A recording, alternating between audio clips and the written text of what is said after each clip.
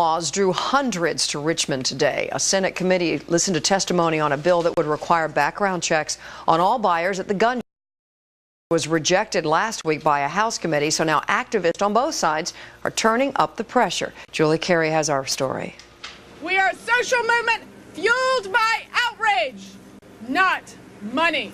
They are fueled by outrage and fueled by the devastation of the Virginia Tech massacre. With tech collars draped around their necks, a host of gun control and community groups rallied at the Capitol, demanding a change in the so-called gun show loophole. If you are not a felon, if you are not insane, why would you be against this? It makes no sense. One of the most urgent pleas comes from a survivor of the tech shootings, Colin Goddard.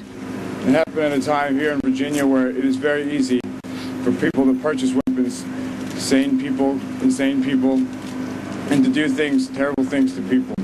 But just beyond the gun control group stood demonstrators from the other side, gun rights advocates who wore signs of opposition reading, "Life is precious, guns protected." At issue is proposed legislation to require everyone who sells weapons at a gun show to run criminal background checks on buyers. Right now, only licensed firearm dealers must do the checks. The gun rights activists say there is no loophole. They argue private gun sales don't need regulation. Because if the gun show bill went through and was passed, the next step is, well, we got to close the private sale loophole in people's homes. And we're drawing a line in the sand and saying no. While Sung Wee Cho bought his guns legally, those who want the gun show rules tightened say if someone like Cho is stopped at a gun store, they can always turn to a gun show.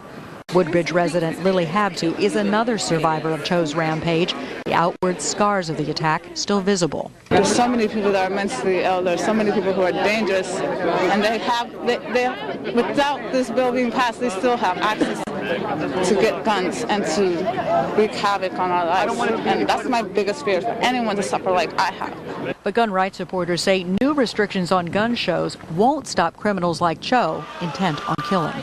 He could have gone to a gas station and bought gasoline and set the whole building on fire and maybe killed more people that way. The next vote on the gun show loophole bill comes in a Senate committee on Wednesday. But supporters of the stricter law say even if it is also rejected there as it was in the House, they won't give up their fight. Julie Carey, News 4, Richmond.